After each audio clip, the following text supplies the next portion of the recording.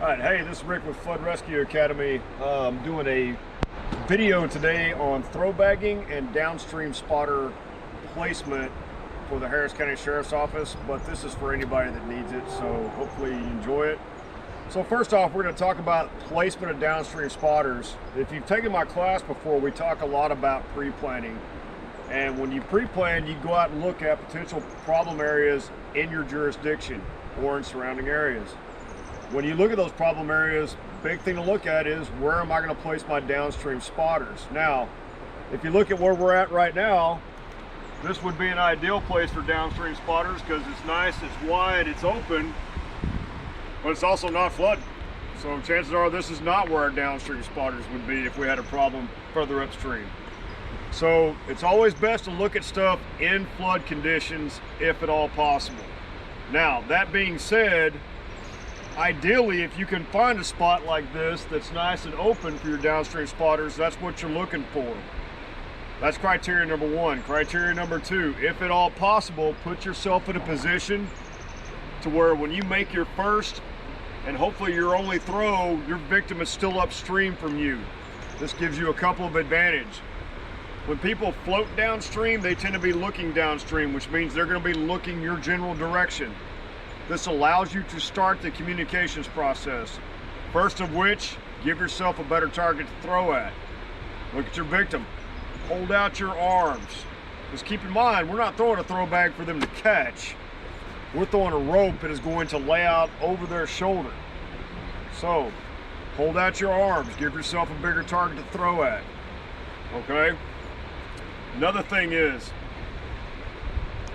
when you talk about victim communication, the reason we want to make that first and only toss while they're still upstream, we got to get a couple of things set up before they get downstream of us.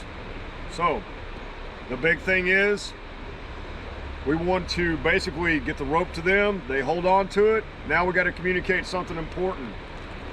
We want to create a pendulum effect using the current downstream of where we're going to be standing to our advantage. To create that effect, the victim has to put it over the opposite shoulder of the bank you're standing on. Okay, so let's follow the logic for a second. Okay, so victim's coming downstream towards me. I said, hey, hold out your arms. I'll throw them a rope. They catch it. They're coming around. I'm going to keep just enough rope with me to make a butt belay. But right now, if we're looking downstream, this is river right, this is river left. They have to put it over the opposite shoulder of the bank I'm standing on to create that pendulum effect. Problem with that is, if you yell all that out to a victim, they're going to give you a lot of really confused looks, along with potentially some harsh language. So take a breath. Where am I standing? Am I on river right or river left? So if I'm on river right, put the rope over your left shoulder. If I'm on river left, put the rope over your right shoulder. What this does is, now that tension comes in, they will swing right into the bank you're standing on without any kind of effort on your part. All right, so that's why we want to make first and only throw upstream. Second thing is, downstream spotters, how many do you send? Okay, first off, daytime send a minimum of 2. Nighttime send a minimum of 3. Third guy, they carry the big light, hold the light, and be a spotter for you. Okay? Also, as many throw bags as they can get their hands on. Okay? We will demonstrate a recoil, but I'm here to tell you, it's a lot easier to go, oh darn, I missed, drop that bag and just pick up another one and make a throw. Pay for this at a later date. So, take as many throw bags as you can get your hands on. If it's at night, put some reflective material on there, or tie a siloom stick on there. When you're looking at throw bags, get you a throw bag that's going to be easy to repack. So normally I've got an NRS bag, but my friend Eric at Fast Rescue Solutions left me a throw bag a couple of weeks ago, so big shout out to Fast Rescue Solutions. Thanks for letting me borrow your throw bag. But you see how it's got all that room in there at the top, fully packed? That makes packing it on the fly much easier than having to pack it all the way to the top. So when you're looking at throw bags, keep that in mind. All right, Let me make sure I'm thinking of everything here. Okay, let's talk about throwing this bow. Okay, I'm not actually going to deploy the rope. We're going to talk about throw techniques. First off, we want to open our bag. This gets out of the way. Drawstring gets out of the way. Okay, don't waste rope. So find the end, and it's usually got a figure 8 on a bite already tied into it. Keep just enough with you to make that butt belay. The rest of this needs to be going to where you're throwing to. Okay. The first method that we do is the most commonly used method. It allows us to avoid stuff that's up over our head, is the underhand toss. When you're doing an underhand toss, line up with your victim. What I mean by line up is right when you come up in line with your victim, this is when you throw. If you throw too soon, you're gonna put it in the water. If you throw too late, you're gonna put it up in a tree. It's a nice, easy toss. Slow is smooth, smooth is fast. If you try to put too much on it, it's not gonna go where you want it to go. It's either gonna go into the water, or you're gonna put too much, it's gonna go up into the trees. When you throw a throw bag, grip it by the neck. Don't grip it by these, because it'll do that. It'll just kind of flip up on you if you're not careful. So always grip it by the neck. Okay, so the underhand toss, that's the most common way to throw the throw bag. The next one, you might find yourself in a position where you've got a bunch of stuff between you and the water, grasses, thin bushes, things like that, where if you throw your bag through it, it's going to cause a problem, but if you throw over it, you'll still get the rope to the victim.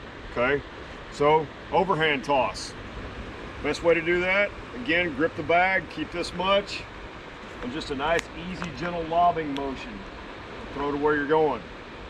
Okay, last but not least, you got stuff up top, stuff down low, and now your target window is like this. There's gonna be a sidearm toss, basically like that. Now, the good news about throw bags. One is you don't need moving water or any water to practice throwing throw bags. You just need one throw bag and somebody to throw the bag to. Don't even practice deploying the rope. Just practice throwing the bag back and forth. Just make it a game of catch.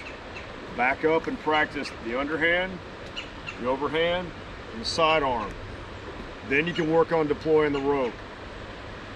Okay, make a game out of it. Throw it in a trash can in the bay. The only thing I'll say is don't do this in a parking lot, because every time you miss, it just goes skidding on asphalt that will rip up your bag. So find a nice, smooth, grassy or smooth floor like a gymnasium or something smooth. Okay, now we are going to talk about recoiling real quick. So let's say that, God forbid, I have missed my throw. This is where things get a little bit tricky.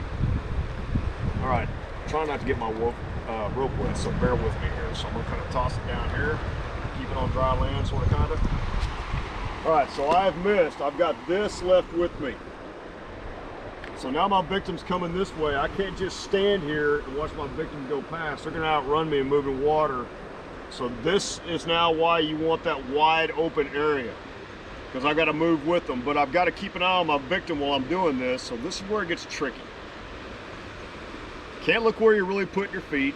Can't look at what you're doing with your rope, because you want to watch your victim. Okay, first off, whatever hand you're coiling into needs to be the hand you're going to be throwing with. Second thing is, don't coil like this as you're moving. You're just going to make a rope knot. Okay, bird nest, if you will. This is the hand I'm coiling into. It's the hand I'm going to throw with. This hand stays still. So here comes my victim. Now, for the sake of the film here, this is how it's going to look like. Nice and easy, but you'll notice my throwing hand is not moving. Hey, camera girl, get on me. Throwing hand's not moving. The other thing is, be a good judge of distance. Practice this. I may not need the whole bag, but get it out there. Out there, out there, out there. Okay. Now, we've gone over everything except one thing. This part's very, very important. When you pre-plan where to place your downstream safeties, keep one very important thing in mind. I don't care if you've got a 35-foot throw bag, a 50-foot throw bag, or a 70-foot throw bag. You will not get those distances out of those bags when you throw them. They're not going to go that far. So plan accordingly.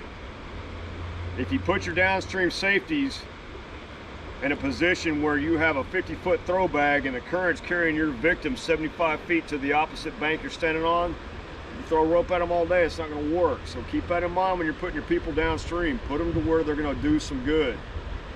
Because whether it's a victim, a rescuer, or both, your downstream safeties are the point of no return. Nobody goes past them.